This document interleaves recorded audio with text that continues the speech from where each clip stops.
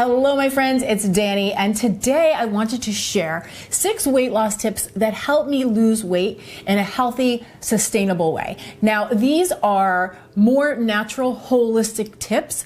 These are not your everyday dietary weight loss tips because I think we hear so many of those already, and I wanted to dig a little deeper to some of the practices that I feel like really made a huge difference for me when I finally lost weight. Because remember, for many years, I was a yo-yo dieter and I did all of the things, but I still couldn't quite figure out what was blocking me from making that change. And so here are some of the tips that I feel like made a huge difference for me. And so many of them were mental.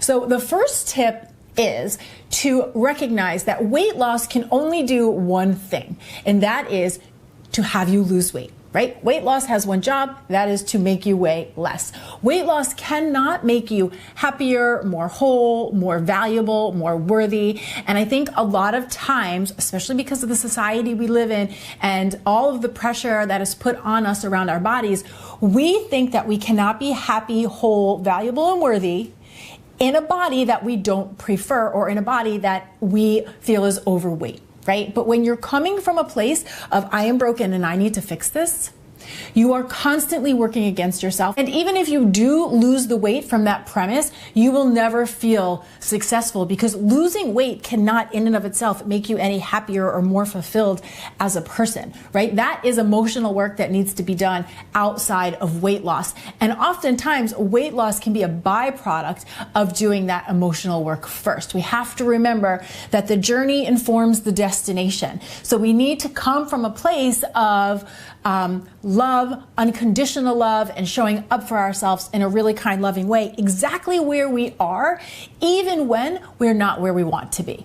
Tip number 2 is to remember that there is no wagon. Anybody who is a dieter or who has tried many diets in the past, we know that mentality where we're on the wagon, we're off the wagon, we're on the wagon, we're off the wagon, right?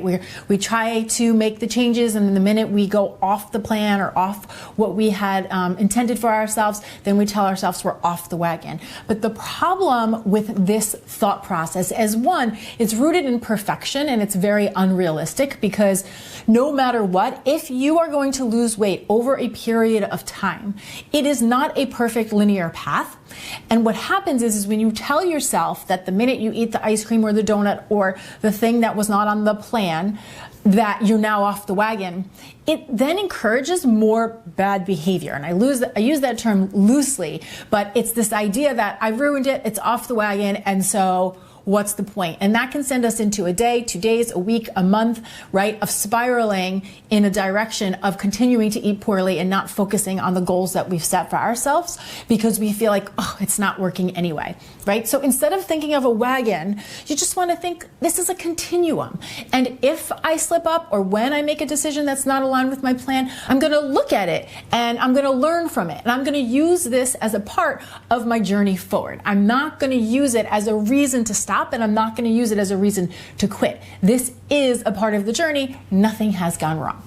Tip number 3, and I will say this was one of the biggest mental shifts for me. I know I've shared it before, but what I started to do was, instead of focusing on all of the foods that I believed I needed to restrict and deprive myself of, all the things I needed to take away from my diet, which feels like a constant state of like scarcity, I began to focus on all of the foods I got to include, right? And that made it fun. It made it more like a game. I started thinking, what can I try? What's in season? What did I see in that magazine or on that healthy blog, right? And then it became like this playful experiment, and it didn't feel like punishment. It actually was enjoyable and something that I looked forward to. So focusing on all of the foods that you get to include in, maybe experimenting with a couple new things every week, making that commitment to yourself can really create a mental shift around weight loss and make it a lot more enjoyable and a lot more sustainable. Tip number 4, which piggybacks off of tip number 3, is the crowd out technique. Again, when we are making changes, a lot of times we are thinking that we have to do this huge overhaul and we want to change everything overnight. But the truth is, creating new habits takes time and it takes practice. So a really great way to do that is to use the crowd out technique. Again, instead of saying, I'm not going to eat this or I'm not going to eat that, make a small commitment like I am going to include 2 vegetables on my lunch plate every single day. And you practice that for 1 week, 2 weeks, 3 weeks, until it becomes so natural and so habitual to you that it doesn't feel like trying anymore. It's just something that you do. And then once that happens, you pick something else to invite onto your plate or into your kitchen or into your day-to-day habits, right? So maybe it's drinking more water or working in a certain amount of movement every day. And you just focus on that one thing. And as you focus on that one thing, other things start to fall away. So again, it's a mental shift, because instead of focusing on things that we think we can't do or we shouldn't do, we're bringing in habits that we want to do and then just letting the other ones be slightly crowded out a bit. It's a much more gentle approach, and again, it is a much more enjoyable approach. Number 5, focus on your commitments instead of your results, right? So many people, when it comes to weight loss, we think that the number on the scale dictates whether or not we have had any success or if we're moving in the right direction. But as we know, bodies are fluid and ever moving, and scales are, not linear. They move up and down on a weight loss journey. And so it can become very discouraging when you're using only the scale to decide whether or not you have moved towards your goal.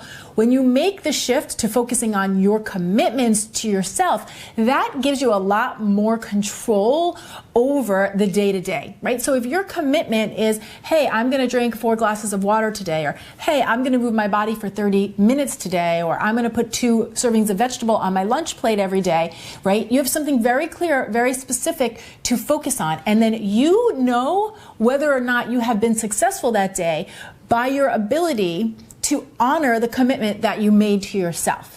So it becomes a much more tangible way to see if you're making success, because at the end of the day, weight loss over the long haul comes down to those day-to-day practices, those day-to-day habits. And so when you are making a habit for that day and paying attention to that day, those are the small wins that add up over time. And might I also add, that is how motivation is fed, right? Often people say, well, how can I get more motivated? How do you motivate yourself? And I personally have found that motivation is often a byproduct of results. We don't usually start out motivated, or maybe we do for the first few days, but what tends to get us motivated is when we are having results. So if you have the results of honoring your commitment 7, 10 days, how good that starts to feel. You start to feel motivated, you start to build momentum, and that again makes everything more enjoyable, more pleasurable, and therefore more sustainable. And the final tip I want to share with you today, the 6th tip, is to be reflective and not rejective, right? So when you are not able to stick to your intentions, when you find that you were not able to commit to the things you set out for yourself, instead of using that as a reason to reject yourself and turn your back on yourself and tell yourself you're not capable or that you're a failure or this is just something you're not able to do, use it as an invitation to stay soft and compassionate and curious. Imagine every single time you made a turn that was off the path, you wanted to learn from it, right? That you wanted to understand it more instead of just labeling it as a problem and rejecting the whole thing. You would, in the long run, make so much more further forward progress, right? Weight loss is not only about the weight falling off your body or the number of the scale going down. It's about the relationship that we get to foster with ourselves. And when you bring that to the forefront and you remember that, again, it's a huge shift in the weight loss journey. So much of what I wanted to share here today, as you can see, is really reflective of the mental aspects of weight loss. Yes, there are definitely action steps we can take on our plates and with our food, and that's different for everybody. But if you can't get the mental game straight, right? If you can't be on your own side and be in this for the long run, I don't care what you put on your plate, you're always going to have to come back to the drawing board to deal with you. I would actually go so far to say that I think for many people, the weight loss journey is only about learning how to foster a kinder, more loving relationship with themselves and their bodies. But again, that's just a little food for thought. So I hope that some of these tips resonated with you. If you're interested in more videos like this, please come down to the comments below and let me know. This is a topic that's near and dear to my heart, so I do love to share and to chat with you guys about it. Thank you so much for watching. I'm Dani Spies, and I will see you back here next time with some more food for thought.